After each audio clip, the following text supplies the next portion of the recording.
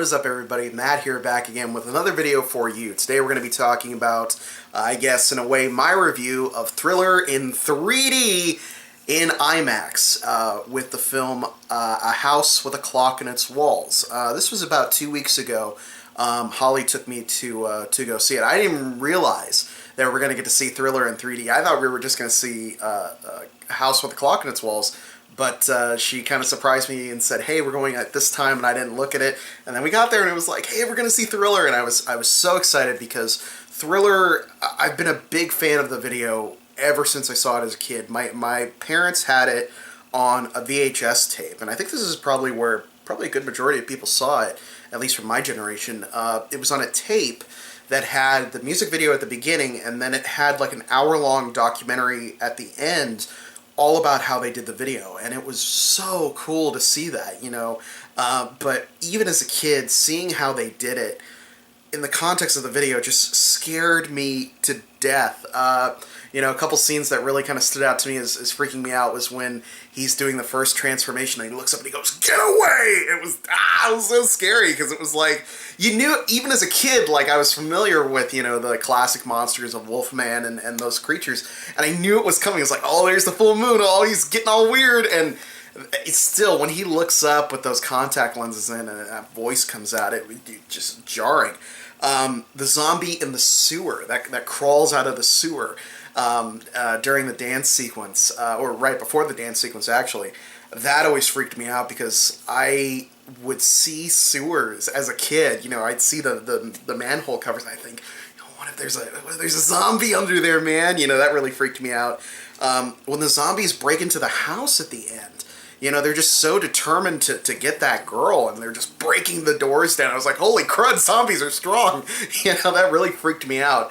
And then, of course, at the very end when he turns around and he has the eyes with Vincent Price's laugh, that always freaked me out as a kid, too, because it was just like, okay, we're here, we're safe, everything's cool. Oh, no, he's got the eyes, he's still evil. So, yeah, that was pretty frightening. But, you know, honestly, I don't think anybody will deny how amazing that music video is. I mean, it's been talked about up and down. The costumes, the dancing, the idea of a story-driven music video, which was...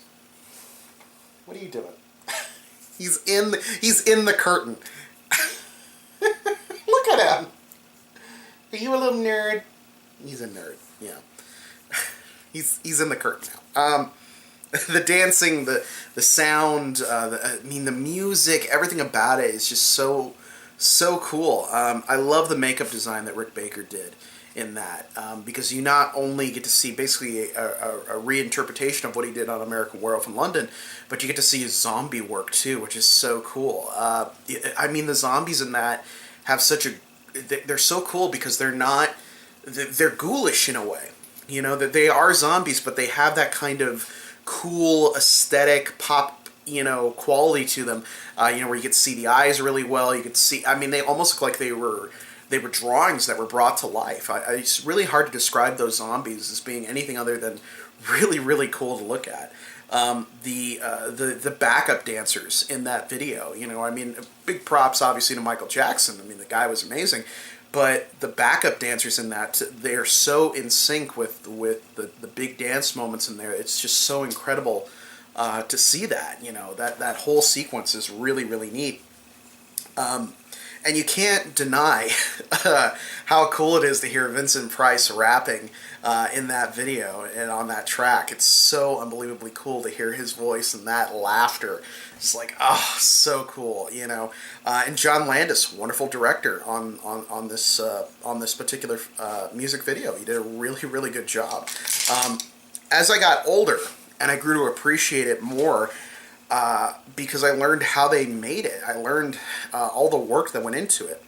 And no matter how my music tastes have changed throughout the years, Thriller has always been something that has stayed with me. You know, it doesn't matter if I'm into metal or this or that. That video, that song, that idea, that album will always be important to me. You know, and I've been lucky enough in my lifetime to meet 2 people associated with that video. I was lucky enough to bump into John Landis I went to San Diego Comic-Con in 2006, I believe it was, and I'm just walking around and I bump into this guy and I look at him and I go, "Oh my God, you're John Landis!" And it was really him, you know. And here's a picture for you. So yep, that's me and John Landis. It was a trip. It was really weird. I was also able to meet at the same convention a guy by the name of Forey Ackerman. Ackerman was a creator of, among other things, Famous Monsters of Filmland, but he was a big super fan of science fiction, fantasy, horror, all the genres, and made that his life, was to share the love of that. He was a fantastic human being. If you're not familiar with him or his work and how much he was able to inspire and influence people, I mean, really look him up. He's very, very cool. Ackerman is the guy in the music video at the very beginning when they're in the theater. Michael Jackson gets up and he's going to follow his girlfriend, and the guy right behind him in glasses eating popcorn, who doesn't get shocked by what's on screen, that's Forey Ackerman, and this is very cool. Good friend of John Landis too, and yeah, very, very neat. So up until I saw this screening of it, I had never seen Thriller on a format outside of like a little screen. You know, I'd usually watch it online or you know, on videotape or on DVD or something like that. And what are you doing? And you know, it was interesting to see that, because I was like, well, how are they gonna present this? You know, because I knew they were gonna do stuff with it if they were gonna present it in IMAX in 3D for the anniversary screening of it. That, you know, well, what are they going to do to it? You know, are they going to clean it up? Are they going to fix some stuff? What are they going to do? For starters, you know, they had to convert the film to 3D. And I knew if they would be doing that, they'd be doing other stuff, you know. They'd probably be remastering the footage, reworking the sound and things like that. And I was a bit worried, you know, that they would go all George Lucas, you know, Star Wars Special Edition on it, and suddenly there'd be, you know, digital zombies walking around and you know, AT-AT walkers in the background. Luckily that wasn't the case, and there was only one added zombie, and I'll talk about him a little bit later. Some of the changes, or rather enhancements, that they did for the music video, which for me made a bit of a better experience. The audio was completely cleaned up and boosted in certain areas for like some of the roars, the zombies, things like that. I think they may have even added some Foley to the zombies. I didn't find it too distracting, and I honestly couldn't remember if there was a there or not. The video looked fantastic. It looked very clean. There were only a couple moments where I noticed like some dust on the film, but it looked really good.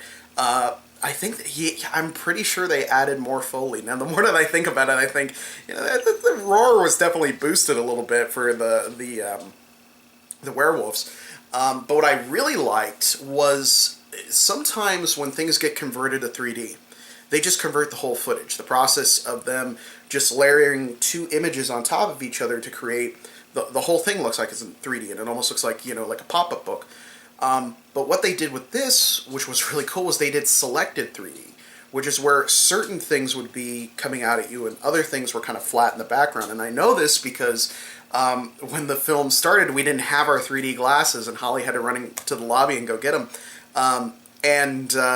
Only the car in the opening shot was in 3D, and everything, the background was all flat. So it made things that were coming out at you really pop and were really cool. So I think that was really, really neat. They did take out something that I do kind of enjoy in the original footage. When the camera pans over the graveyard, at the very top of the screen you could see some of the lights in the studio, and they took those out. So, you know, good for them that they noticed that and they took them out. But it was kind of like, oh, I liked seeing that. That was really cool. Overall, great way to celebrate 35 years of Thriller. Really fantastic. Just a quick thing. I'm just going to say this right now. Spoiler alert for what I'm about to talk about. So if you don't want to have anything spoiled for you, you know, skip ahead to like the last couple seconds of this video, or you can end it here or whatever, but I'm going to talk about something that they added at the end. So if you don't want to have that spoiled for you, 3, 2, 1, there's your warning. That's it. Okay, so there was only one thing I didn't like, and that was at the end. The extra zombie that they did add. At the very end of the credits, they did this thing where they had a zombie who wanders right in front of the screen, and he freezes, and he looks at you, and then they go, ah! And they do this screamer, and the only thing left are the yellow of his eyes. So it was kind of a nod to the original video. I hate jump scares. I really do. I think they're really cheap.